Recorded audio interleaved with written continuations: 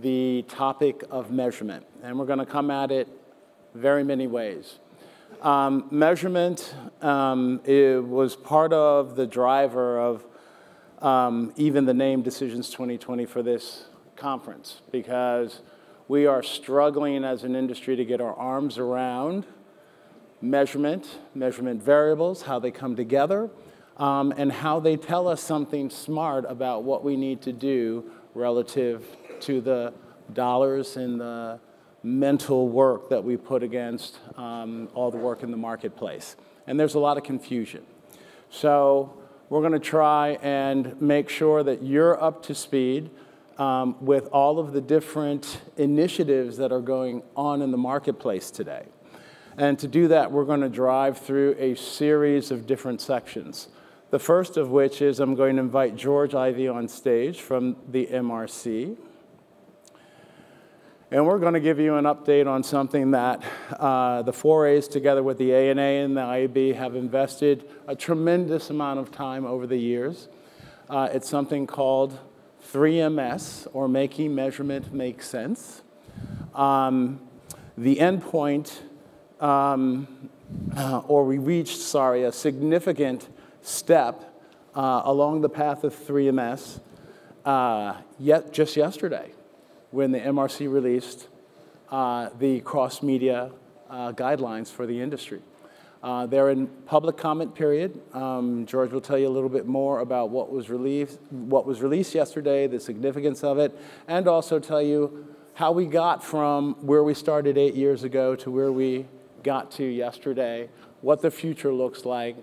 I think it's fair to say at this point that between the industry trades, we're trying to really think hard about sort of where do we go beyond 3MS? What are the next steps? What does it look like? And that's why we want to expose a number of the initiatives that are out there so that we can collectively think about what the path forward is. So George will give you an update on 3MS. I will then have a panel that will really focus on what are the issues that we're struggling with and coming to real solutions. And then you'll see the initiatives that are in the marketplace, and that for you going to the measurement breakout, that will set the table for you to have that discussion in that breakout session. So with that, I give it to you, good sir. Thank you, Louis. Good afternoon, everybody. I hope you had a great lunch. And I want to take a few minutes. I'm the beginning of a long journey we're taking into measurement and a lot of different perspectives on measurement. But I think the 4A's was wise to have me sort of open up the session because I want to talk. Thank you, George. Pardon me? You called me wise. Thank you. You're wise. Yeah, thank you. Wise and groovy. I want to tell you a little bit about the roles and activities of MRC. Many of you may have heard of the Media Rating Council. Probably some of you haven't. We're not a big publicized organization, but we do a tremendous amount of work behind the scenes kind of in the industry to accomplish several things related to measurement. Our organization has been around a little over 55 years. We were established at the request of the US Congress. I'll talk a little bit more about that in a second.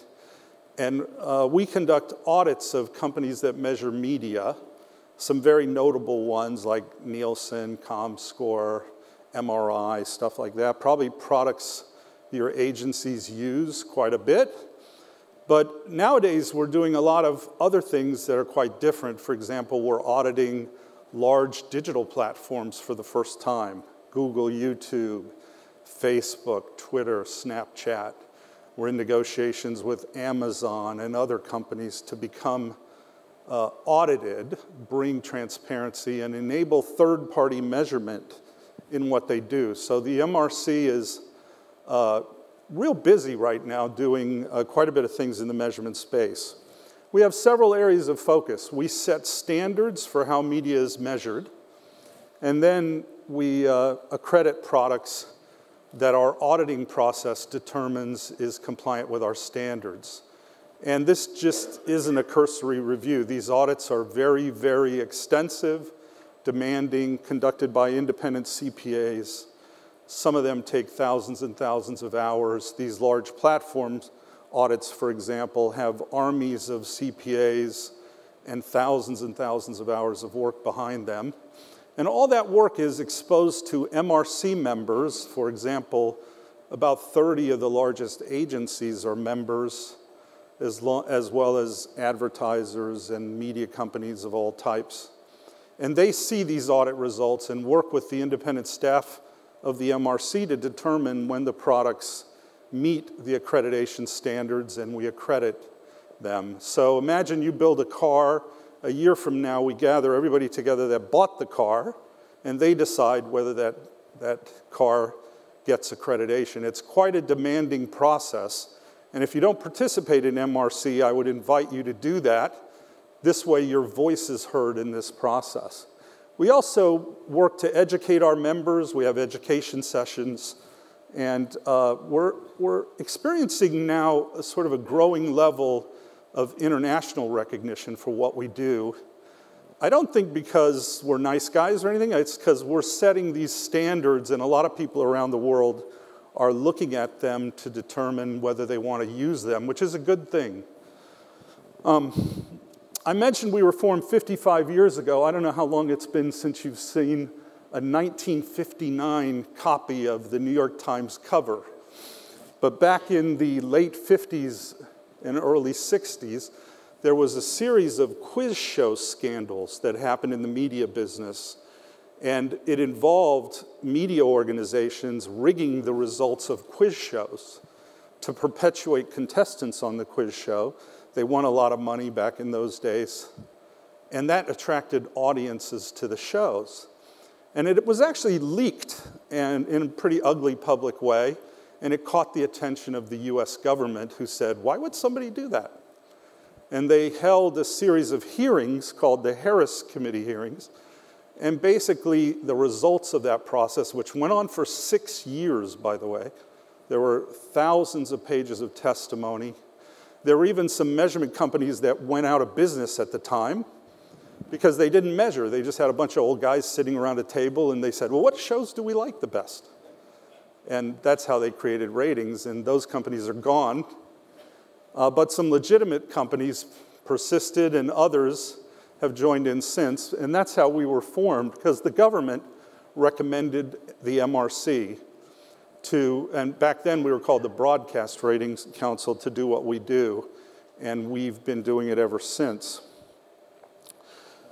We set standards in several areas, and I bet that we've impacted your life one way or another. For example, if you've ever heard of a viewable impression, we set the standard for that and trying to convert the currency in digital from something that was a served impression, which incidentally we set the standard for too, so we were solving our own problem when the tech came about. We also wrote the standards for invalid traffic and fraud filtration, so you had Mike Janus on the stage earlier today. They use our standards, and they also rely on accredited vendors, so if you're tag certified, we audit the vendors like White Ops, and then you can legitimately use them as part of your tag certification. We set a standard on location. We've had a lot of discussion today about privacy. If you know anything about location, you can get really dangerous with privacy very fast with that. It doesn't take me very long to find out if I get your location data from several of your apps, for example, where you live, where you go to school, where you go to work, what your kids do, your travel patterns. But we've set a demanding standard there. Digital audiences, I mentioned we're auditing large digital platforms. And our most recent standard, other than yesterday's, is brand safety, which Lewis referred to earlier, setting a new standard for how large platforms should administer brand safety, so considering terms like adjacency. It's a very, very demanding, probably the most difficult to comply with standard we've ever written. And yesterday, we issued cross-media measurement standards for public comment. This slide the point there is it drives auditing and compliance by vendors. And not everybody gets accredited. For example, when we set the viewable impression standard, we had 28 applicants for accreditation. We eventually accredited 16. It's a very demanding thing to be accredited, and so on. There's a lot of audits going on of vendors to comply with the standards. And we hope the cross-media standard, for example, will drive audits of companies like Nielsen, Comscore, perhaps even Google, etc. So the 3MS project, many years in the making. We started it 10 years ago, roughly. We set standards. The first real thing we wanted to do was clean up measurement in digital to make it more comparable to other media. So, for example, we put out the viewable impression standard, set about making sure that ads are monetized when they had the opportunity to be seen in digital. We wanted to filter out invalid traffic and fraud. We want to get focus on digital audiences, not just gross impressions, so we set standards for doing that.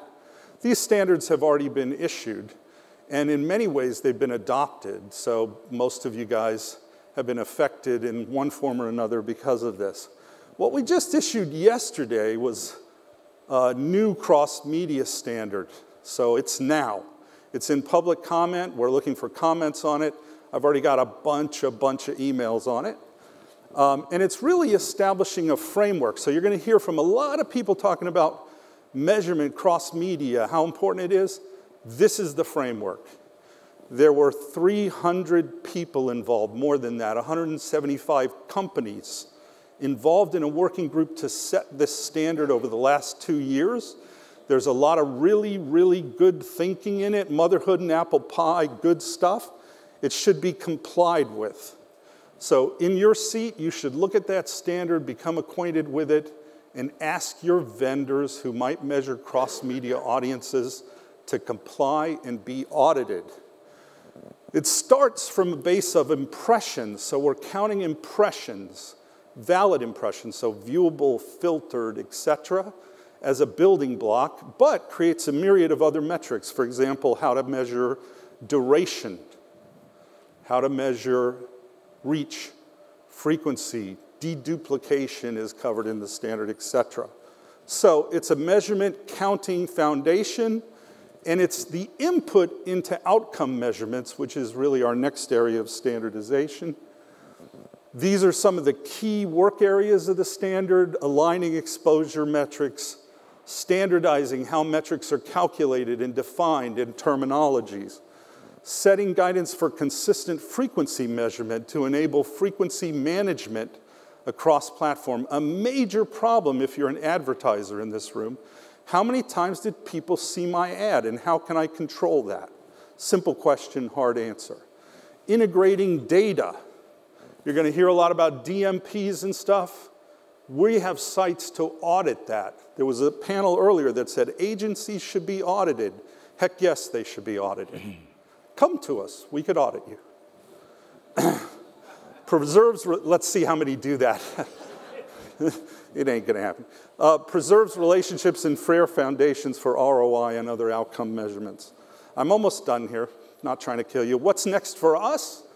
Outcome measurement. So we're about to embark on a bunch of standards. It's gonna go all the way through the next couple of years on setting standards on sales lift and brand lift. You got all kinds of squirrels coming to you saying they can measure that. The problem is they all do it differently, and guess what? Not every campaign you ever run has sales lift. It ain't possible. Just look at how the advertisers are growing. It doesn't happen. So there has to be better science there, and we're going to make sure that's put in. We're also modernizing our IVT standards and doing some other housekeeping. If you want to know more, come to MRC, talk to us about participating, my contact information, please. And give us feedback on cross-media. All yours, boss. Thank you, George. Thank you, George. Ivie. Again, please be aware of the new cross-media measurement standards. They're going to be important going forward. They sit at the center of the discussion you are about to hear. So we're about to go into panel mode again. And in this panel, we're going to hear several different viewpoints in terms of where this measurement thing needs to go. What's the importance of currency? What's the importance of outcomes, right? And people have different viewpoints. And so this is a chance to hear how people are thinking. And then again, we'll go after that into some initiatives that are in the marketplace. So I'm going to invite Howard Shimmel of Janus Strategies and Insights. He's going to be the moderator for your panel. Thank you. Welcome, Howard. Knock 'em dead. Thank you. Hey, David. Come on. There are 5 of us, right? That's all right. Good to see you. Thank you, Louis. Peter. Hello, how are you? Good afternoon. So it's obvious from the video 2020 session earlier that research is perfect. The market is totally enabled to be able to transact across platform perfectly, and we all could take a well-deserved vacation for the next year, right? Okay. You know, obviously that wasn't the case. You know, it was interesting because you basically had Lyle Schwartz say we were at the 5-yard line, 95 yards to go. You had Dave Morris from CBS saying we were in the red zone, which meant we're within the last 20 yards.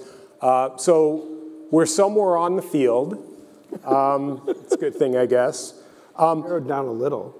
You know, one of the things that makes this discussion really interesting, you know, in spite of the fact that we've had this discussion year after year after year after year, is we've never had more great data to work with. We've never had better analytic capabilities. But we are at this crossroads because if you think about it, the linear business is big, but it's becoming less and less relevant every day. Platforms like Hulu are emerging and getting bigger. And, you know, you basically have the world going from a market that's very transparent to markets that are less transparent, you know, especially for our agencies as they're thinking about how to transact. So as research experts, I think it's really important that we think about how we're going to right this ship and how we're actually going to make progress over the next year. And that's what I'm hoping our panel can achieve. So why don't we start? Introduce yourself, where you're from, and talk about the one measurement gap that you think it's really crucial that as an industry, if we don't solve it quickly, you know, we're just going to continue to sort of under-deliver on. One of the themes I think let's keep top of mind is marketer effectiveness in terms of spending their money to drive whatever their KPIs are. So, David, why don't you start?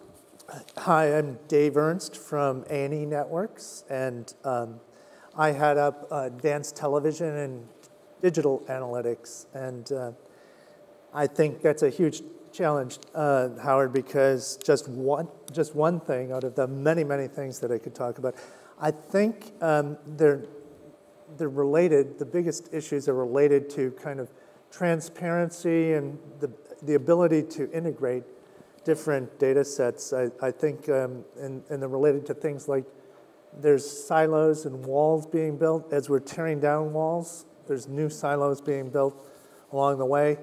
But I really think that Jonathan mentioned something, I think it was last year, about the data labeling and kind of being an ingredient that the way that food is labeled. And I think that we need to go one step further than that because it's not just the ingredients, it's how all of the data is being put together. So it's almost like we have to see how the meal's being cooked as well as just the ingredients, if that makes any sense. Cool. Okay, Jonathan. I'm going to be, you know, I'm going to overreach as I often do and just ask for one giant thing that encompasses all the other problems, which is I want cross-platform campaign reach and frequency against actual humans. Piece of cake. But just a little more on that. But you need it both from a planning perspective, an execution perspective, and a measurement, right? You need all three, right? You know, I mean, start with channel planning. I now live in a world where 50% of my video delivery for certain demographics is streaming and the other half is via traditional broadcast. I have no idea, or only some idea based on estimates and algorithms, if I move money from linear TV to digital to try to follow those people, I'm buying over frequency of the half of the people who overlap in the middle, or whether I'm actually buying incremental reach, right? And so that's a problem from the level of allocation to linear and digital, which sadly is still a conversation that we have in video, all the way through the end to measurement, where I find out, hopefully, did I get the mix I wanted versus massive over frequency, lather, rinse, repeat. So. Okay, so the good news is we'll be able to hear from Nielsen and ComScore whether they're going to deliver that to you tomorrow or not. Right. I also forgot to say, I'm Jonathan Stoyer, the Chief Research Officer at Omnicom Media Group. Julie, go ahead. I'm Julie DeTraglia. I head research at Hulu.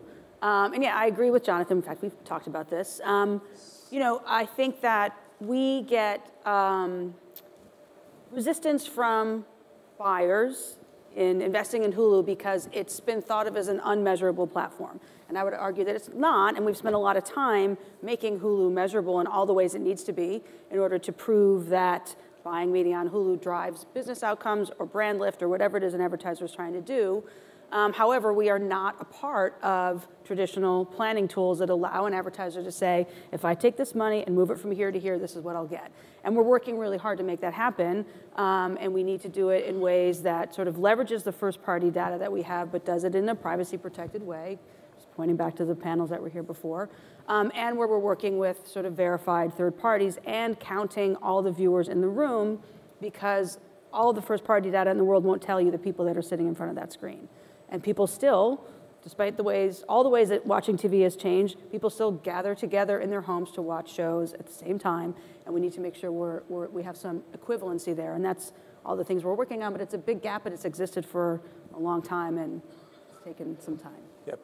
Peter. So first, Peter, you can correct anything that Jason said earlier that you think was egregiously wrong, if you want. That's my second job at Havas, yes. Thank you. So I'm Peter Sidarsik. I lead the Insights and Analytics team for Havas Media. In my role, I oversee the team that's looking at audience measurement and data on the front end. So where are we going to find the audiences? How are we going to measure how much reach we're going to get against them, and the things that inform the planning process. And then we work with the investments team to ensure that we're allocating the client investment dollars into the channels that are going to best deliver on the goals. I also oversee the analytics team, which is then on the back end, you know, looking at the campaigns and not only ensuring that we've delivered against the impressions and the campaigns that we've bought, but also understanding what the impact has been. So what kind of actions have customers taken? How has that followed through all the way to delivering a sale to customers, which I know was a lot of the conversation this morning as well as yesterday. And so I think for me, one of the biggest issues that exists and one of the things that we need to tackle is we need to think about media measurement, audience measurement in that entire ecosystem, right? And I know ecosystem is a cliche at this point, but it's something that's really important that everyone who wants to affect change from a measurement perspective needs to embrace, because I think we've had a lot of years of people being very focused on the front end of the process and understanding, you know, how programs or content is being consumed on different channels, and we've done that to varying degrees of success. We've done a lot of depth of research and analysis on how campaigns are delivering, primarily focused, quite honestly, on the digital components of those campaigns. Looking at that as one whole, comprehensive framework is something that's critical for us to not only solve for, but before we can even solve for it, to just acknowledge that that really is one mandate that we need to be mindful of as we move forward to try to come to some solutions that'll get us to a better place. Great. I want to press on that in a second, but Karima, go ahead and... Yeah, sure. So Karima Azmerli, I lead data sciences at Wavemaker. And I will add only two things to what have been said so far, which is first, we are not really, or we don't have a lot of rigor today in our processes, from planning to measurement, in multiple ways. First, our planning tool don't talk to our measurement tools. There's no connection whatsoever. So we plan against reach, we optimize against video completion, but then we measure against sales lift. I don't know how these connect. They don't, but we keep doing it over and over again. The second piece that I would add is we all know that channels have relevance or have different levels of relevance against audiences. Not all our audiences are equally present across all channels. Our media plan are not at the audience level today. We have one plan against everybody. Our younger audiences are not consuming linear today the way the 60 or 50 plus are consuming, and they deserve a different media plan. We cannot bundle and aggregate everything together. We should wear a different hat and be more, I wouldn't say audience-driven, but customer-driven in the way we analyze, we plan, we measure audiences based on the goal in different ways. Got it. So something actually that just came up, and it didn't come up in our prep call, but I want to dig on it a little bit. Karima, Peter, and Jonathan, how important is it that your work from a planning perspective actually is able to take a step back and connect to all the work your advertisers are doing with budget setting, marketing mix, because there's a giant disconnect there, right? The data they use has nothing to do with the data you guys use in traditional media planning. How important is it that that chasm gets solved? I think it's critically important. I think if we're doing a good job on behalf of our clients, that's where we're starting, is understanding, again, to some of the themes that were discussed this morning from WW and some of the other marketers who were on the panels, understanding what the business objectives are, what the investment levels are, what the goals are for the business is really critical. And so, we spend a lot of time on the front end of the process before we even get to understanding, the measurement needs and how we're going to do our job from an agency perspective to maximize that investment in market. We need to be really clear on what it is that the brand and the business is trying to deliver. And, this is one area where it's not that we need more data, for the sake of having more data, but that's critical data that needs to inform our planning process. Otherwise, A, we're doing a disservice to our clients, and B, it's inevitable that the work that comes from that is going to be some way, somehow disconnected from what the business objectives are. And, I think just to build on that, part of it's about the way the conversation happens between the client and the agency and how the expectations of those respective roles were set up. Because while I would agree that on the average there's a gap, that average reflects that in some places there's excellent coordination and in other places there's a huge gap because there hasn't been a reassessment of how to approach the process. Got it. Okay, so Peter, quickly, in one of the breakout sessions, you're going to be highlighting the research that the 4A's has done with members on research and measurement needs. What did you learn that's new and different from what you had expected going in? And give a bit of a commercial for that breakout session. Yeah, so we have a breakout after this session that's going to be talking about the audience measurement initiative that the 4A's is championing with a number of industry bodies to ensure that, not only are we getting to a meaningful solution on how we can improve the measurement frameworks that exist in the market, but that we're prioritizing what are the things that we want to tackle first and what are the things that we need to at least acknowledge are part of the problem that we need to solve for. So in the work that we've done, which we'll share a little bit about later on this afternoon, I don't know that we came up with anything new, or there wasn't anything surprising that came up in the work and the research that we did among the membership of the 4A's.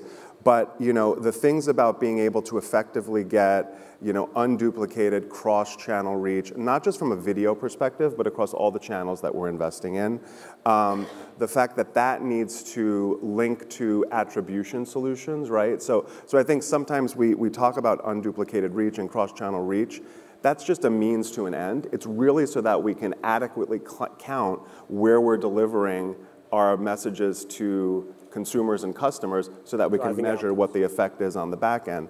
But some of the other pieces that came up, which in some, you know, from some people's perspective could seem sort of tangential and maybe not really related and distracting from the bigger issue, is that when we think about, you know, identity graphing and improving on that front, when we think about, you know, the desire to get more transparency in terms of the information that comes from walled gardens, and when we think about, you know, the need to work more collaboratively across agency, marketer, publisher in order to get to a solution. Those are some of the things that came up, and I think that that's really where we want to be able to prioritize within those factors and help make some change. I know there were some comments earlier this morning from Lyle that, you know, the cards are stacked against us in a situation like that, and I think we're being realistic about the fact that we're not going to come up with a silver bullet answer. But we can move the ball forward and have some progress if we're organized and prioritizing the areas where we can most effectively make a change. Got it. So, Karima, maybe you take this one. One of the things that, you know, we're living in a world now where we're selling traditional linear spots together with addressable digital impressions. And from a planning and a measurement perspective, putting those together requires some data gymnastics, maybe behind something like a device graph. Talk a little bit about where you think the quality of the device graphs that are in the market are, and maybe how does device graphs avoid becoming today's data label issue, where, you know, 2 years from now we realize we're using some stuff that could use some more transparency and validation. Yeah. I will start with sharing, you know, my story with device graph from a few years ago. I was sharing it at lunch with a few of our colleagues.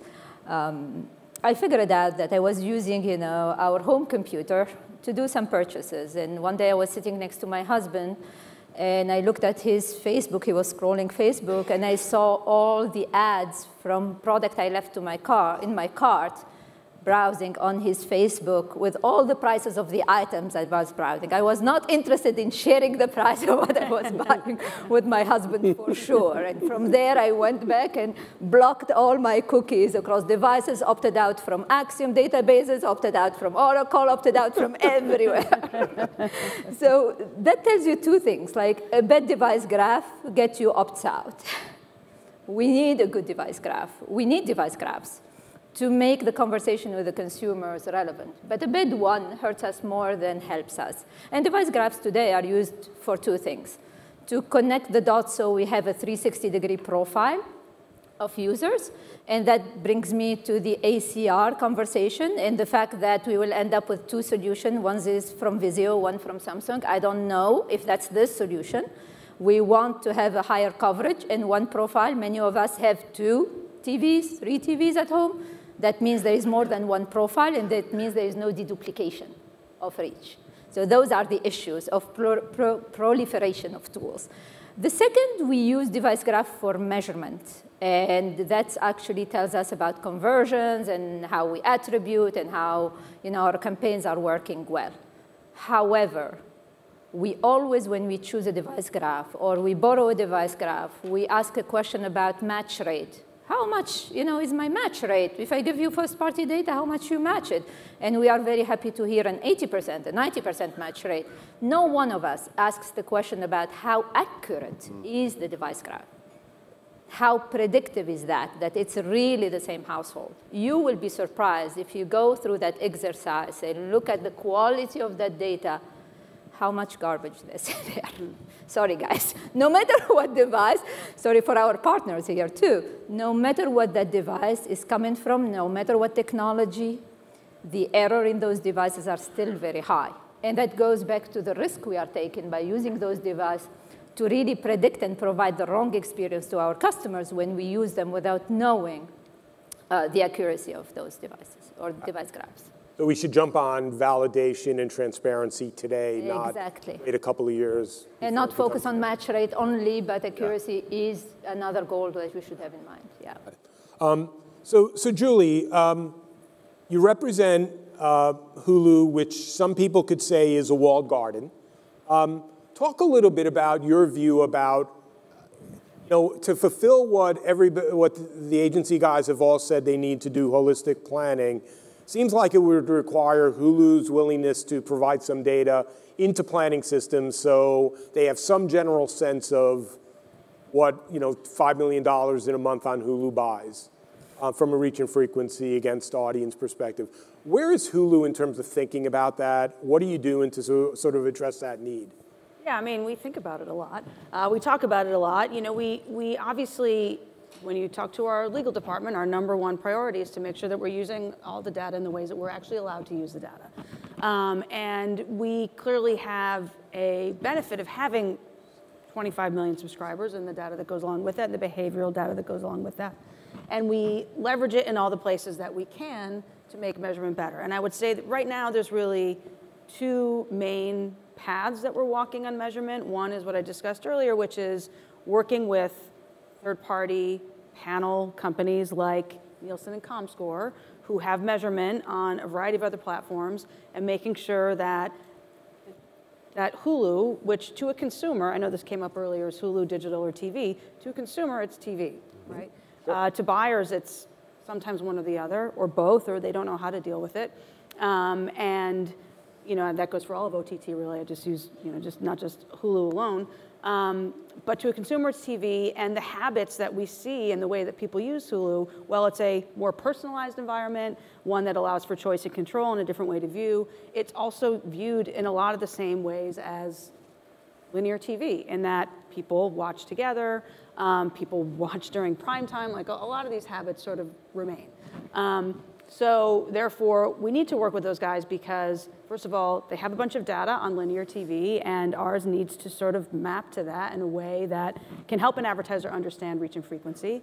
But then we also do a lot of work leveraging our data to get at attribution, which has come up a couple times, and that is understanding what response happens when a viewer is exposed to an ad on Hulu. Whatever response it is that the advertiser is looking is their KPI, whether that's brand lift or walking into a store or going to a website or downloading an app. We've sort of walked down that road of partnering with a bunch of different companies to make sure that OTT, Hulu in particular, is measurable. So that when we talk to a client and they say, well, I need to understand what this is doing for my overall media buy, that we're able to at least provide that piece of the puzzle. It's not holistic yet. And that's really what we're moving towards. And I'll say I oversee the measurement that's done by Hulu as a marketer, right? And we have the same challenges as everybody else. And we have different KPIs for every single campaign that we put out in the world. Some of them are promotions meant to drive subs that day. Some are content, watch Handmaid's Tale. Some are get into the hearts and minds of consumers, and all of those have different KPIs, so we need to do the same thing for our clients where we're able to meet all of those goals. So David, A&E has made a couple of big press announcements around outcome selling. We've talked a lot about attribution, it's been mentioned a bunch.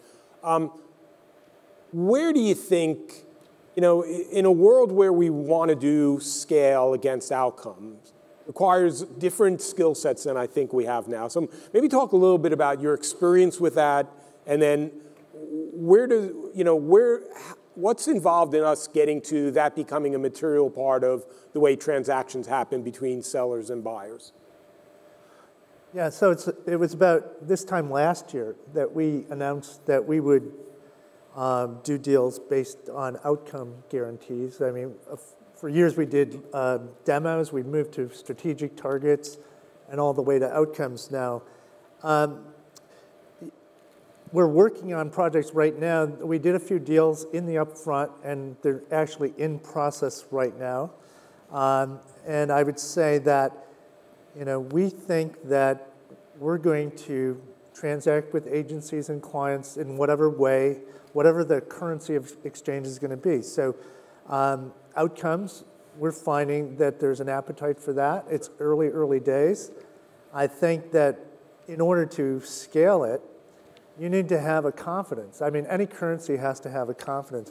That's why we're really out there, and we think that it's important for us to get involved and work with clients who want to understand how this works. The good news is, and what are we guaranteeing? We're guaranteeing a lift that is attributable to our campaigns based on third-party measurements. So we're not grading our own homework. The good news is we've done about 13 campaigns. Not all of them have been guarantees, but over the last year, about 13 campaigns. And by and large, it's showing that television works, that our networks work. We can provide a guarantee metric, but we also get a dashboard of lots of other metrics that show how we're efficiently driving outcomes, even down to the program level in some cases. Yeah. I mean, that's a place where I think analytics have advanced. Some of the stuff Data Plus Math is doing in terms of fractional attribution, where you can actually plan against it. Okay, last question, because unfortunately we only had 30 minutes. I think we could talk about it for 2 or 3 hours, probably better with some beer and wine. But one of the things I worry about is, we've obviously made great strides in terms of targeting, even within linear TV, which is still, many to one or one to many delivery, and digital. We're talking about cross-platform and how to plan and execute. What else are we missing thinking about from a measurement or a activation perspective? What other variables should we be thinking about, putting on the list of things that, at least at the same time we're doing this, we're testing some other things to think about? Well, if we had this as an ingredient into planning, we think we'd be able to do better. David, why don't you start? Well, I think one thing is we're moving fast into a more addressable world, but I think the community has to rethink how we target. Our targeting mechanisms are set up for the days when, if you mis-targeted a little bit just because of the spillover outside of your target group, that you would still hit the people that you want to. So I think that's really important. I think some of the other measures that we need are things like affinity and relevance. I think that was mentioned today, but to program or to brands or both? To both, and and how those connections actually work. And one thing, especially in today's world, with social media being so important, how do people influence others? So each individual impression, there could be a different value based on the number of people that you're actually going to influence. So those are the kinds of things. That's good. Jonathan? I'm not sure this exactly answers the question, but I think the missing part, and this is sort of to the device graph point, is also a unified version of identity and a way to know that it's the same start with household, but ideally we really need to get to people. Yep. And part of, I think, what has slowed the move from Nielsen measured TV world, where at least people are a part of it, because they're the actual unit of measure, to trying to sort of impute that into the modern world of TV, where we've got some algorithmic ways to do that, but no direct measure of it, makes it really hard to know what, I want to say, delivery created how many impressions in how many different people. And being able then to use an identity layer to tie that back to the other behaviors. Because without people all the way through, none of the rest of the fancy math works very well. Got it. Julie? So, not sure this answers it exactly either, but I would say that one of the things that we're spending a lot of time on at Hulu is the ad experience overall. And we know, again, that the reasons that our customers choose Hulu is because they want a better viewing experience, and the ad experience goes along with that. And we have a different ad model than linear TV, and we have for a long time, and we have a restrained ad load, and we are trying to, we put a stake in the ground and said, Within 3 years, we want to have 50% of our revenue come from non-interrupted formats. And there's a lot of ways you can define that. But we're working on ways to use our data to understand the different ways in which people use Hulu. And our pause ad is a good example of that. We found that people pause content to do a variety of things. And we now have an ad that we announced a couple months ago that we're in beta on that will show up on the screen when you pause your content. And we spent a lot of time testing that experience, understanding exactly the timing of a pause and how it works, having it in front of viewers so that we could get some feedback on it. And we're going to do that in a variety of other ways to understand the situational ways that we can leverage the behavior that we see on the platform so that we can build ad experiences that are commensurate with the viewing experience, because we want to put the viewer first, and we spend a lot of time also understanding how that better experience then impacts response. Sure. That's one that I think doesn't get enough press. If you think, 10 years ago, probably if you looked at broadcasting cable, everybody ran about 14 minutes of national ads. Mm-hmm. The ad experience on the platform was not that different. Yeah. Now there are unique platform effects that are affected by the commercial experience that's teed up. So if we don't capture that, I think we're going to be missing a pretty big driver potentially of outcome. Peter. So I think my thing on what we need to factor in is a little bit maybe different than sort of the technical pieces that we've talked about so far. I mean, I think until we get to a place where we've got a fully evolved measurement solution, right, which maybe is a little bit down the road, I think there needs to be honest, clear, and transparent, I hate to reuse that word over and over again, dialogue between the buyers and the sellers. Because I know, not to go back to the conversations that Jason had earlier today, but he made some references which are true that I won't name the specific partners in question, but when we're, from an agency perspective, we're just trying to understand so that we can make the best decision for our client. And we completely understand that from a publisher and from a media perspective, there are sales goals and there are business reasons why a story is told in the way that it's told. And then when we come back with clarifying questions and want to understand and are often, not always, but often met with resistance and sort of even more ambiguity, it just really undermines the ability for us to do a good job for the marketers that we're working for, and also, I think, our ability to make progress, because I think there's not an honest dialogue going on what it is that's really being put forward. So I think in order to evolve the process, that's something that we need to kind of keep in mind, and hopefully a broader pool of people in the industry can embrace. Got it. Karima, the last word. Yep. Mm-hmm. And, I wanted to build a little bit on what Julie just mentioned. And the way I will build on it is to say we should spend less time predicting and more understanding. Mm. We have performed, well in predicting behavior is very easy. If you click on an ad or go to the website, I can easily bring you back to buy. That's predicting behavior. And we nailed this. It's simple.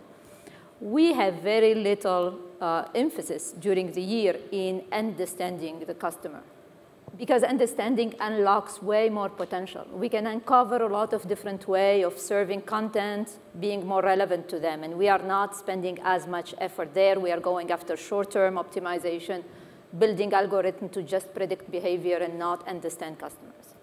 And one of the worries about that is with the influx of direct-to-consumer brands, yeah, they want to measure, they probably don't care as much about understanding. Yes. Right. All right, well, we're out of time.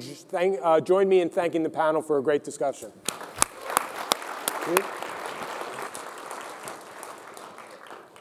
Thanks, team. We high five off the stage.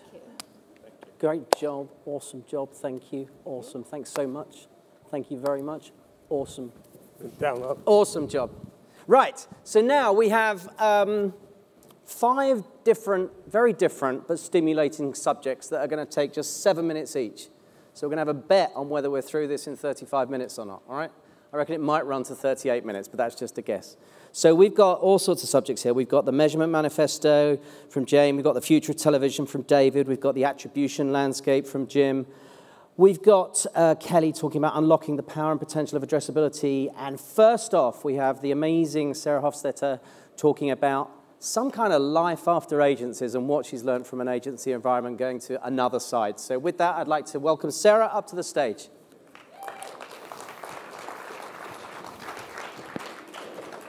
Thanks, Steve. It's kind of awesome being back here on the other side. I will say it's been an absolute dream of a homecoming, so thank you so much for welcoming me back to the other side, and it's actually kind of nice. So for those of you who don't know me, I was at 360i for 14 years, and I was on the 4A's board until just a few months ago when I had to leave by not being at an agency anymore. At that point, they just kind of say, get the hell out. And when I was at a data-driven ad agency who was built in the digital age, you would think to yourself, wow, she probably knows a thing or two about measurement. No, I had no freaking clue what I was talking about, and I got in and I had the worst of imposter syndromes ever. Walk into ComScore, acronym after acronym, you meet with a customer, you're like taking notes, you're Googling things in the meeting, trying to understand what the hell's going on. And it ended up kind of getting us to this whole buzzword bingo that you see over here. It was a complete outgrowth of me just being a deer in headlights. And there was a moment about 4 months in, by the way, I haven't even been there 6 months yet, but there was a moment about 4 months in where I said to myself, you know, just because people are speaking in jargon and acronyms up the wazoo does not mean that I don't know what I'm talking about. Actually, it's not me, it's us. We are a big part of the problem here. We complicate this industry. We layer a lot of this stuff on top of each other. We need to step up and start talking in some plain English about what we're trying to solve here. What's amazing is that when I got to ComScore and I learned about the volume of data that we have access to, which is absolutely extraordinary, I got to this point where I'm like, wow, this is amazing. But then the big question was, well, what do you do with all this stuff that you have? And if you ask 500 marketers what they want, they say the same thing that every other panelist has said here. I want to measure against business outcomes. Which is great, I agree. Of course we want to measure against business outcomes. But what ends up happening? You ask them how they want to get there, and they're like, data. Ooh, it's so exciting. But at the same time, we look at this and we say, wow, data is so great, but are we actually learning anything from this? How are we answering these questions? So marketers, they get on stages like this, and they demand. They demand answers. And the marketers, we supply. We come up, again, with more acronyms and more logos, and anybody who can tell me, without using any of those words, what anybody here does, I will give you a new buzzword bingo card. There is no way on God's green earth we need nearly as much of the gunk that is in our system. We have more ingredients in our industry than ever before. The problem is we don't necessarily have a recipe yet. What's fascinating to me is that with all of this, with everything that we see in the industry right now, there are more people calling on more agencies and more marketers than ever before. Nobody's got time to take a meeting. And yet, when you look at the big picture, the big companies, our clients, are hurting. So, I mean, now that I'm on the other side and I'm calling on agencies and I'm calling on direct brands, I'm walking in and I'm begging for 30 minutes of time. And the agencies are saying, I'm on the clock. I'm being paid by the hour. I don't know if I can take that much time in order to meet with everybody. And the marketers are saying, I don't have time either. And yet, kind of going back to that other slide, there's so many guys in the business. So how do we fix it? So I wanted to write a letter to myself if I were going back to the ad agency business. What would I do differently to help change the face of the industry and change the way that we work? And so I've got 5 tips to any of you that are in the agency world or any of you who are looking to help change the face of this industry. The first, speak in plain effing English, please. One of the things that actually got me to join ComScore in the first place was that I went to the joint meeting between the ANA, the IAB, and the 4A's last June. Marla knows this well. And everybody, the big topic, shockingly, was measurement. And people are talking. And it reminded me of that scene from The Princess Bride where Mandy Patinkin says to Vicini, it's like, about inconceivable. He says, you keep using that word. I do not think it means what you think it means. Nobody here is actually always speaking the same language here, and if we would just talk more simply, we could probably get a lot more done. So that's step number one. Boil it down. Simplify it. The second one, buy cleaner content. And look, this is a problem in the industry. Marketer procurement departments tell agencies they have to be cheaper. They have to get their CPMs down. Agencies fight to get CPMs down, so they buy the cheapest CPMs possible. Then they have to filter it out from being so cheap, so they put all these different ad tech platforms in place so that it's not nearly as crappy as it was before, and we're back to the most expensive stuff in the first place. This is ridiculous. We are paying more for filters than we are for media. Just buy the good stuff. Third, you can clap, that's cool. That was weak, guys. You know what, just don't clap. The third, demand fewer point solutions. There are enough players in that Lumascape that do enough of the good stuff that you shouldn't let the perfect get in the way of the good because you guys don't have time for this. We don't have time to sit there and take meetings with every tiny point solution that exists in the marketplace. Fewer, bigger, better. Don't waste your time. The fourth, consistent standards. We talk a great game about everything that Howard and his entire panel talked about, the importance of cross-media measurement. You heard George talking very importantly about the wonderful things that the MRC is doing.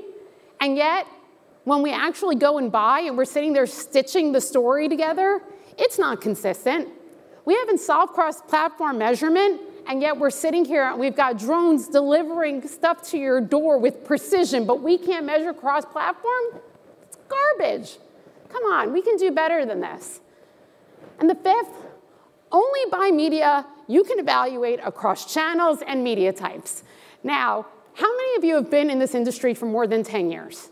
Raise your hand. Okay, almost everybody in this room has been in this industry more than 10 years. Is this not the most basic thing you should say? Yes, and however, you can't. You get different platforms telling you different metrics. They're kind of the same. They're not willing to show everything, and it's not healthy for any of us. So our responsibilities as marketers or as agents on behalf of marketers is to simplify the complex. That's what we do. If you're an agency leader, your job is to simplify the complex, to make it easier for marketers, to make it easier to make the most obvious right choice to do what everybody here is talking about. Measure marketing against business outcomes. It is 100% our responsibility to not gunk up this industry, to not get caught up in the jargon, to not get caught up in the distractions of platforms and acronyms and all that other jazz. It is our responsibility, and our time is now. Thank you. Please welcome to the stage CEO and Managing Director for the Coalition for Innovative Media Measurement, Jane Clark. This is our 7-minute dash, and I'll try to keep it in plain English, according to Sarah there. So anyone who doesn't know SIM, it's a coalition of buyers and sellers, primarily of video media. And we were acquired by the ARF last year, the Advertising Research Foundation. So we're now opening our membership up to distributors, ad tech, martech, vendor, research vendor community.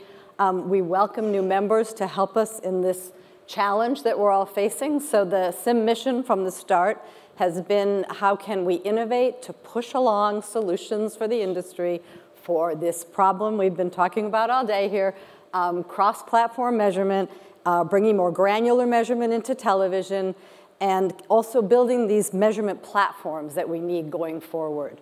So from the very beginning, we've looked at it from the 3 parts to understand consumer behavior across all these platforms, have it be consumer-centric. For exposure, we need unduplicated reach and frequency. How many times have you heard that in the last 2 days? And comparable metrics. And then we need this all in a platform now as we're starting to look at this, where you've heard Karima, some of the people on the panel before me, talking about the ability to have the same data being used across optimization, activation, and attribution. Now, the challenge here is that as we've been working on this, the goalposts keep constantly moving as consumer behavior and new technology is moving along ahead of us often, where we're often playing catch up. So a couple of years ago, we've heard people say that the industry does not have a requirements document. Like, have we really told the vendors what we need?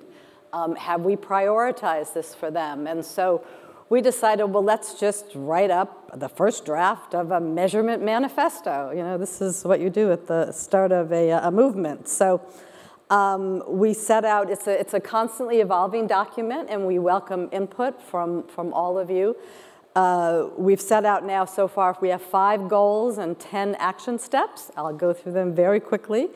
So you've heard the first one already. We need integrated solutions.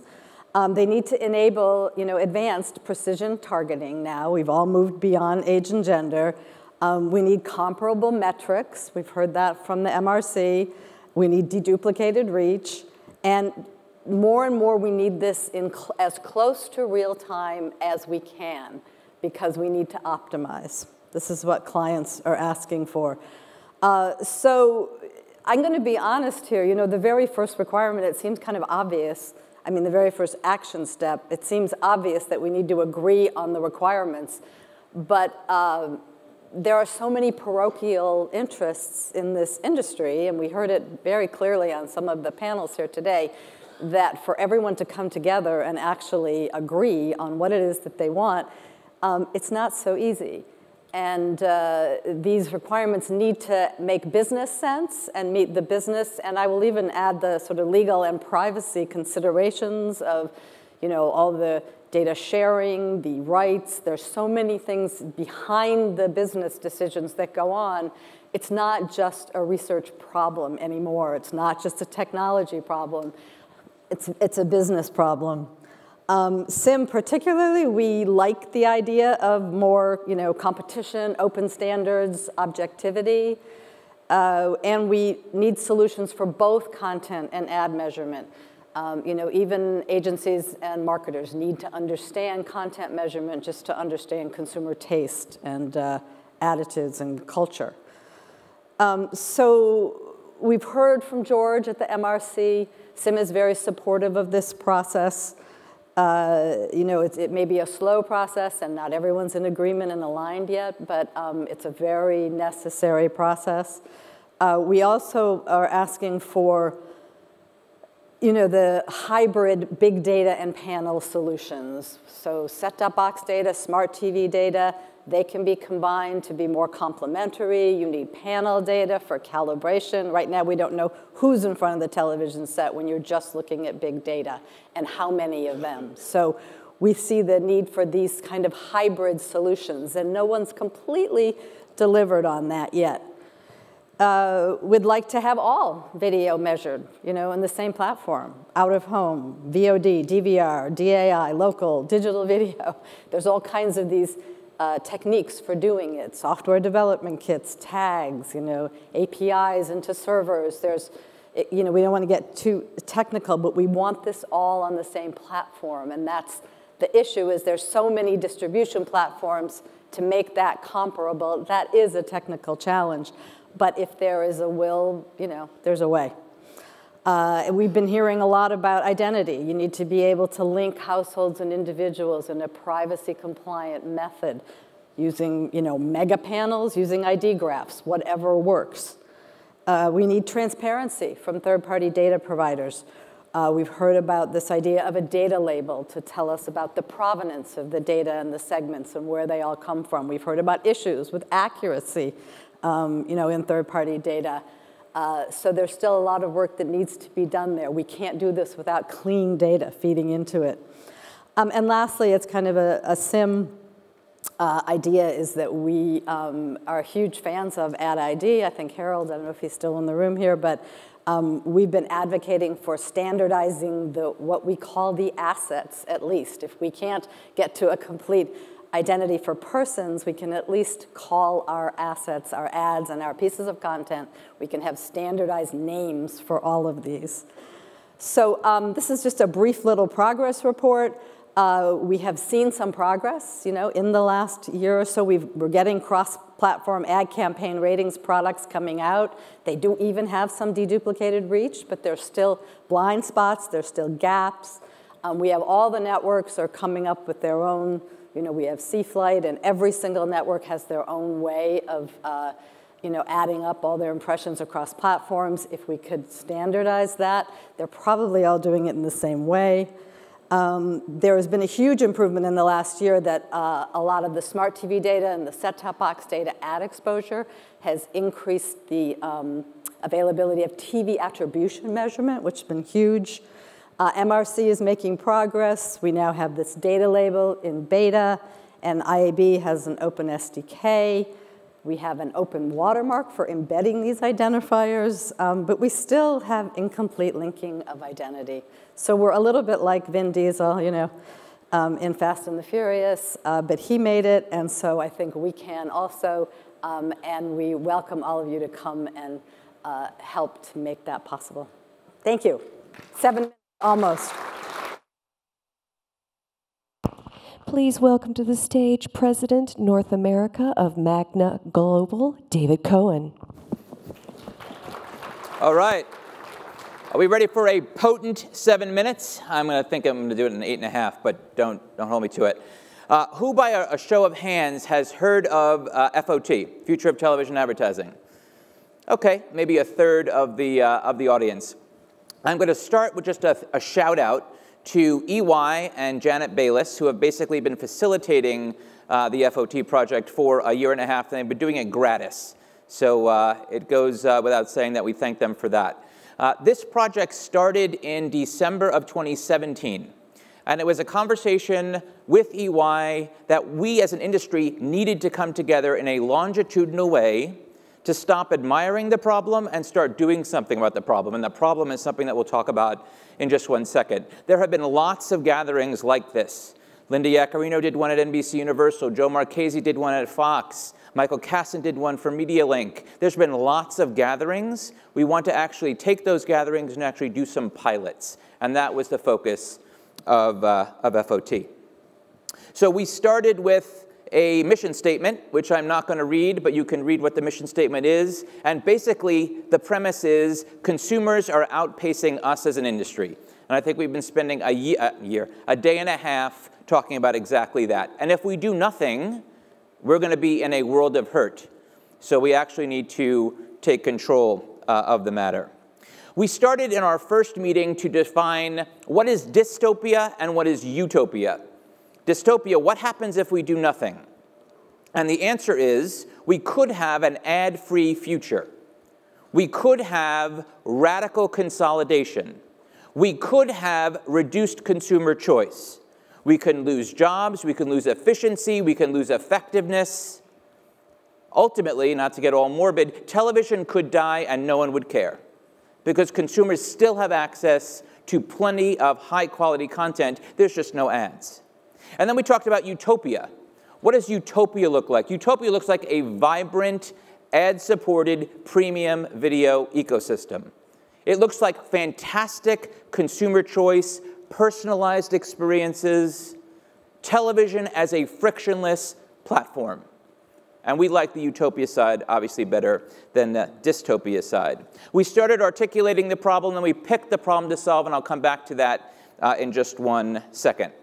We have had 4 meetings so far as part of FOT, 3 last year, 1 this year, and every part of the most overused word in the past day and a half, ecosystem, every part of the ecosystem has been involved. Buy side, sell side, clients, industry groups, everyone has been involved. It's been really awesome to see. We aligned on 3 working groups. 1, currency, which I am leading.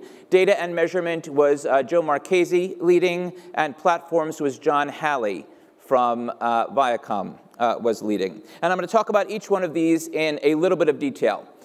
Currency, and these are murals that are being drawn at the EY Wave Space, so I didn't do them, but they're a good kind of depiction, pictorial of what are the conversations that we were having.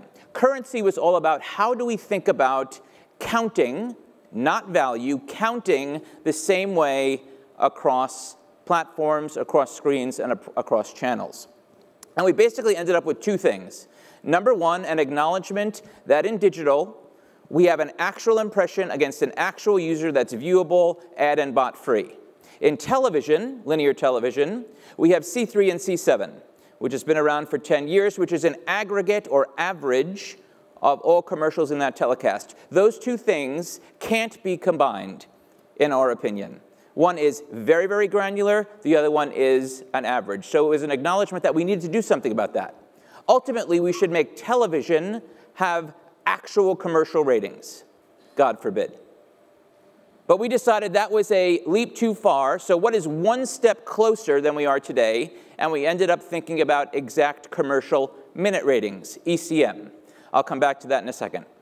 On the other side, is there any technology that we can deploy that allows us to count ads and content in a similar way as it takes wings and sprouts across lots of different platforms? And I'll come back to that. That's called Taxi. On the ECM side, exact commercial minutes, we've done some initial analysis to look at if we posted 4 different campaigns against exact commercial minutes versus C3 or C7, what is the delta? And the deltas that we have seen so far is between 8 and 20%. So not insignificant if we were to move that way as an industry. So ECM, what now? We need to do more research as an industry. So Nielsen is undertaking a similar but broader analysis. Agencies and media companies, there have been a couple of media companies that have raised their hands and say, yes, we want to roll up our sleeves and do this with you, FOT, so they're doing that. And we're going to get some more data points back. The other question is, can we process this more granular data? So does MediaOcean, is it friendly to that? And finally, can we action some of this in the upfront for 2019 and 2020? We believe that we can. On the Taxi side, who's heard of Taxi? Show of hands. Okay, even less than FOT. We have been trying to evangelize for Taxi because we think that this is potentially one way for us to be able to measure content and ads as it goes across the ecosystem. Trackable asset cross-platform identification. It is an audio watermark. Ad ID for ads, IDR for content, kind of bound together, read by Kantar software that follows that content and those ads as they go from platform to platform. And I know that Jane Clark would be very, very happy if you're interested in learning more about Taxi, or me, to speak more on that subject. So we have a bias for action at the FOT. We want to do stuff. Number 1, on the ECM front, we're doing some more analysis.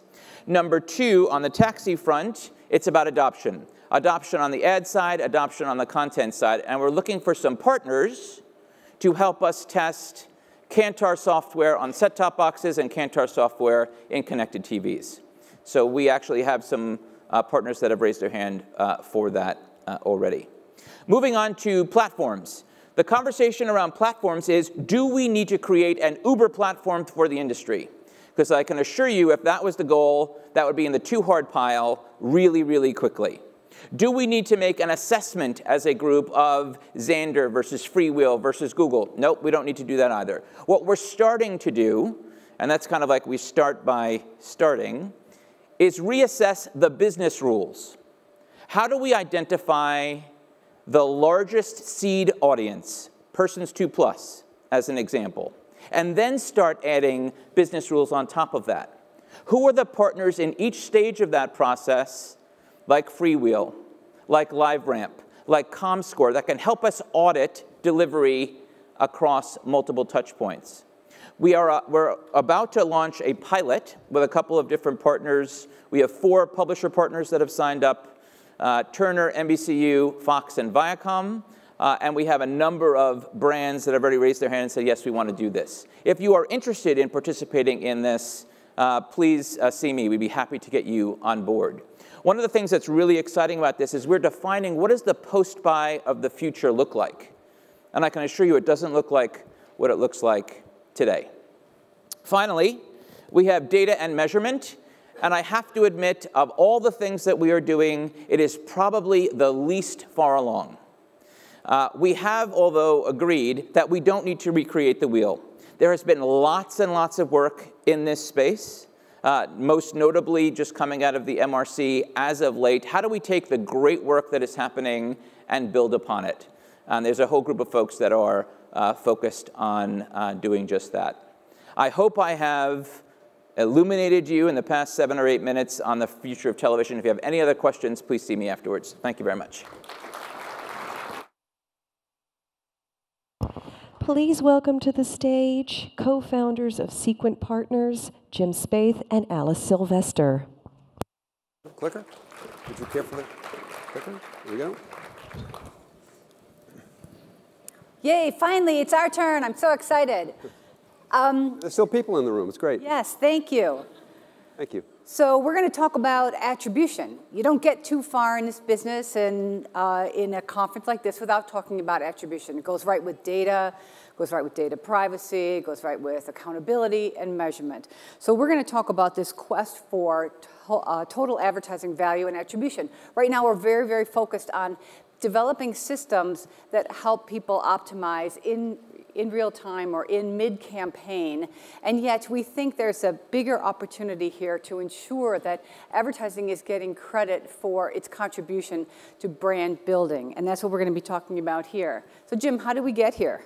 Well, you know, shortly after the Big Bang, a while ago, in a galaxy far, far away, marketing mix modeling took hold at the brand marketers because it was a way that you could really measure the return on investment of every part of your marketing plan. And it's clear, it's important to recognize it was marketing mix modeling. Sometimes we say media mix. It was marketing mix because it's everything. And there's a reason for that. They needed to have their arms around everything in the marketing plan and what it was doing for them. But it was slow. It was kind of a blunt instrument and didn't give you enough granularity to do what Alice just said in terms of attributing things. So we did some lift studies. They were too focused, too narrow, looking at one thing at a time. And out of that grew multi-touch attribution, which everyone in this room knows has to do with measuring the whole digital path to purchase. So that's great.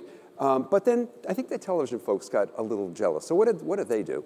Well, fortunately, because we have the data coming out of smart televisions or set-top boxes, we have the ability to look at television in very small granular pieces. And it can be matched to behavioral outcomes to varying degrees of success, either sales or online outcomes. And the whole idea here is to have the ability to optimize at a very, very granular level, very much the way we buy, you know, network, day part, programs, even by creative execution and campaign.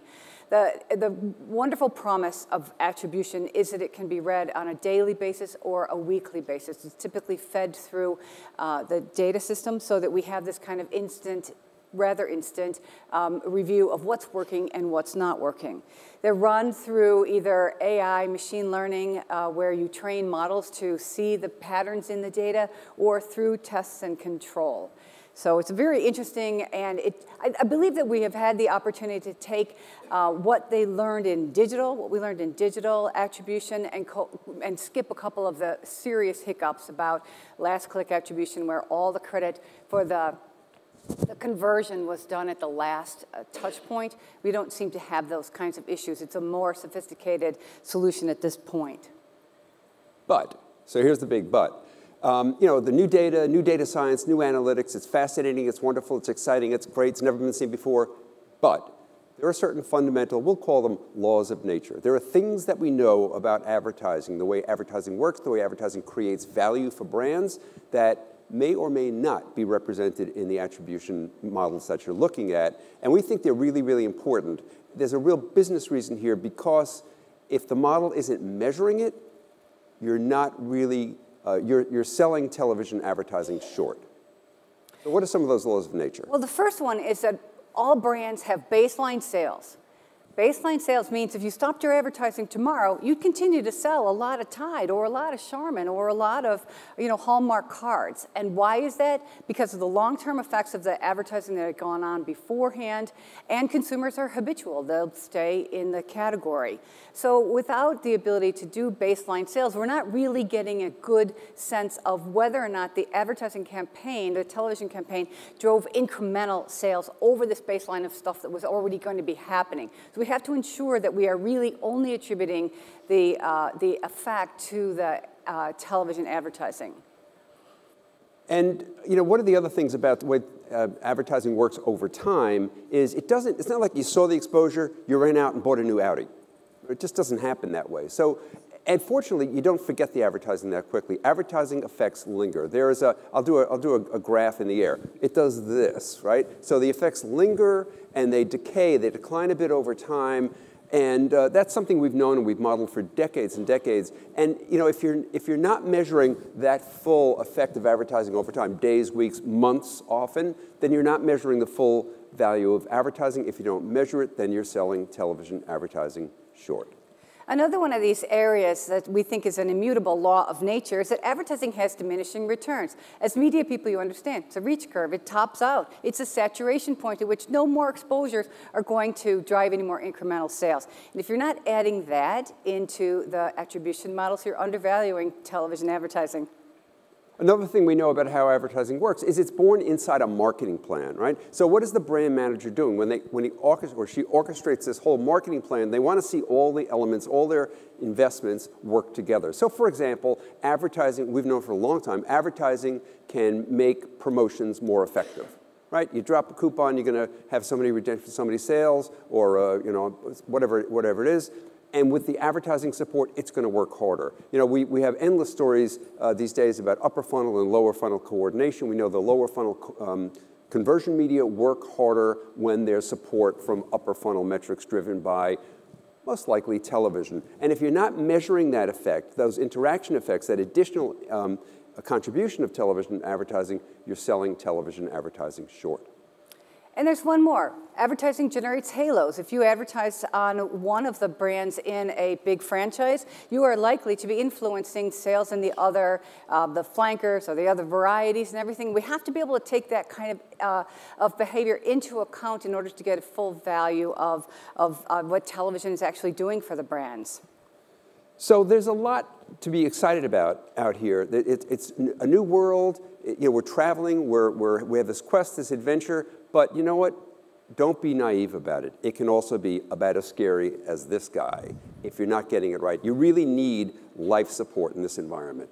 Right, and the kinds of things we're calling upon the industry to adopt are baseline volumes, direct and indirect effects, as Jim was talking about, the ad stock, the lingering effects. Advertising just doesn't stop when it stops running. Diminishing returns, the saturation point at which there is no more linear relationship between weight going into a market and sales. And then the halo effect on other brands. These are requirements today, and we're holding the providers, and we're hoping to have the whole industry sort of rally around these kinds of requirements. So this is a lot to take in just 7 minutes, or maybe 7.5 minutes, sorry. But there is help. There are navigational tools out there. We've been very fortunate to have the 4A's and SIM support some of our work, and some of that has been to produce assets, navigational tools for the industry. A guide we did last year on ROI and attribution modeling, a guide we did this year on TV attribution providers, easy for me to say. And you can find these on the 4A's website, the SIM website, the Sequent Partners website. They're there. There's white papers. There's a lot to know. Don't be naive. You may run into one of those scary characters. Thank you. Thank you. Please welcome to the stage General Manager, Video Advertising Group for Nielsen, Kelly Abkarian.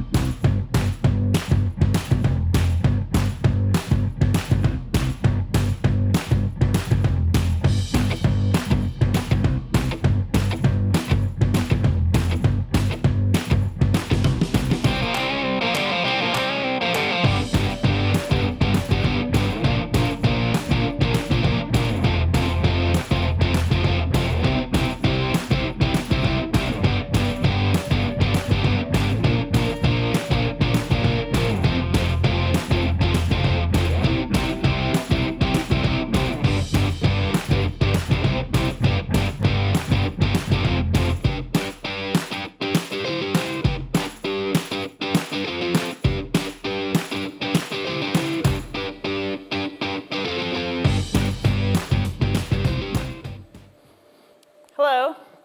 I wanted to talk to you guys all about what Nielsen is doing to help unlock the potential of linear addressable TV. TV used to be so simple. When you think about it, 2 decades ago, the average audience size for 18 to 49 was 9 million people. A decade later, about 7.5 million in the average audience. Today, 4.4 million. But times have changed. Consumers are consuming more media across more platforms and more devices. In our most recent total audience report, we reported that consumers are consuming 10.5 hours of media a day. So all of you not only work in media, your second job is consuming media. And it's audience fragmentation, not just across devices, but on the biggest screen in the television home. If you think about how smart TVs are advancing, TV-connected devices are really changing the way consumers engage and discover content, 5 hours is being spent watching television, 45 minutes of that is coming through a streaming device, and the SVOD services are almost in 3/4 of consumers' homes either have access to Netflix, Amazon Prime, Hulu, and which to get content in new and different ways. And of that, 47 minutes of time, about 40% of those minutes are being spent on those SVOD services. So I think you all can relate to this picture in this room as you try to find how to build reach across screens, and more importantly, always starting with television and building from there. When you think about it, 5 years ago, you could get almost 90% reach across all of English broadcast prime. Now today, it's a 12% drop against English broadcast prime. So your jobs are harder in which to help your advertisers achieve their objectives. But it's not all doom and gloom, because at the end of the day, consumers are still buying television sets. In fact, they're becoming smarter and more enabled. 45% of consumer homes now have an enabled and connected smart television set. That's up 8 percentage points from last year. And across that, it's also important to know that consumers are watching linear content on those TV sets, including streaming that content directly to that set. 5 times greater of growth from January of last year to this year. When you look at 18 to 34, it's 8 times of growth from last year to this year. So this is making smart TVs a really great opportunity for programmers and advertisers alike to connect with consumers on a more addressable way. And when you think about 5G, 5G is on its way, and it's going to revolutionize the way in which consumers connect with media inside of their home, outside of their home, in cars. And when you think about it in relation to television, there's already content being programmed to take advantage of a 5G capability, which will lend itself to more interactivity, true virtual reality, and a 360-degree viewing experience for consumers. The possibilities of ways in which you can engage with consumers is coming very rapidly. That's why our vision is, how can Nielsen take the assets across Gracenote, Sorensen, Qterix, in which to bring together a capability to unlock the power of addressable TV. I recently held a series of industry discussions to really understand from both programmers and agencies alike, what is their view on addressable TV? What is holding back the ability to unlock the potential as it sits here today? And I heard some overlapping themes between programmers and the agencies, but I wanted to share with you the themes I heard from the agencies directly. First and foremost, there's a conversation that needs to be had with advertisers. They're really struggling with, how do I think about addressable on television when always I've thought about that in a non-addressable way? If I'm going to pay more for a CPM, how do I know I get more value back?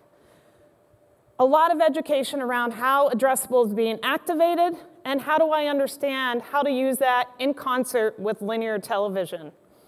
The second theme was really understanding, where does the dollars come from? Almost every conversation I had, it said that there was TV budgets and digital budgets, and there really wasn't 100% agreement around where does addressable activation sit. Does it set across both? Does it set across one or the other?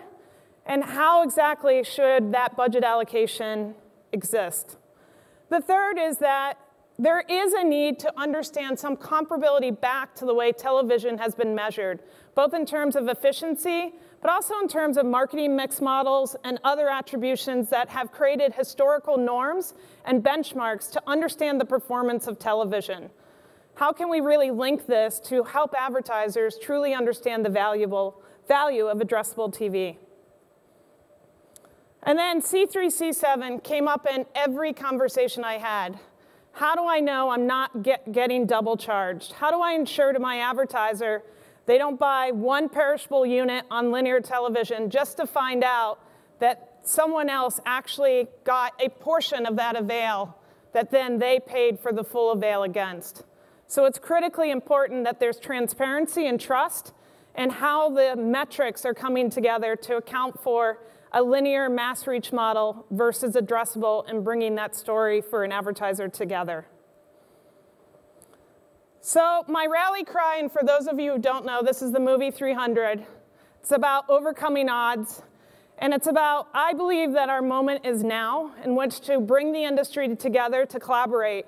Because the way in which you can reach consumers with the biggest screen in the actual consumer's home is going to get more engaging, more relevant, and enable you to unlock the potential for your advertisers in which to truly reach them and touch their minds, hearts, and souls. Thank you.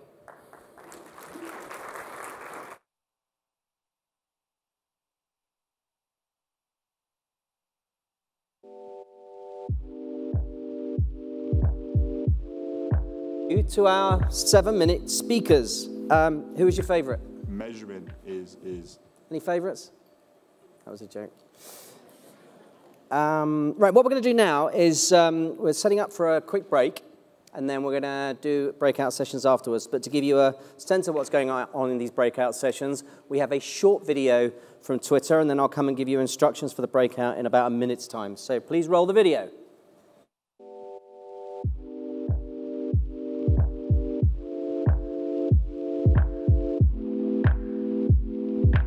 Measurement is not going away. It's only going to increasingly become important. But the way we define measurement is going to change. It has to be all-encompassing. The folks who join our breakout session will walk away with a sense of what the key priorities are that as an industry we need to focus on in order to improve and evolve the measurement framework that exists currently. We'll have a very clear roadmap of what the key next steps are in order to deliver on a stronger measurement ecosystem. The most important takeaway from our session is going to be how to understand the future of automation. The future of automation research study and the accompanying playbook is going to be a guide for businesses who want to participate in the ecosystem. My hope is people are going to come away from that session thinking, okay, now I know how I can apply this to what I'm trying to do. I think the one thing that I hope people take away from our breakout session is getting actionable guidance on how to navigate California Consumer Protection Act, GDPR, and the ever-evolving regulatory landscape. Our panel will shed some light on where we're going from here and what the practical steps forward are for the industry, both balancing privacy needs of the consumer with the real genuine opportunity to use data. There's a revolution that's happening within our industry and quite frankly within the broader world in terms of what data and technology is doing. So I think it's really important for agencies and for advertisers to understand how those changes in privacy can affect their ability to target and address their customers. One of the big things that I would say criticism of our industry is that we talk a lot and we talk about the same things over and over again. And so I would hope that we walk out of this with key decisions that we have to make about data, about privacy, about measurement, about attribution. So we have an agreed upon consensus and we have a pragmatic roadmap to get us to a place in 2020 where we're actually going to see meaningful impact. So thank you, Twitter. That's it. We have measurement, we have automation, we have GDPR, and we have blockchain. So go take a 15-minute caffeination break, and we look forward to seeing you in the breakout rooms, and then back in this room for 4:45 as we begin to wrap it up. Thanks all.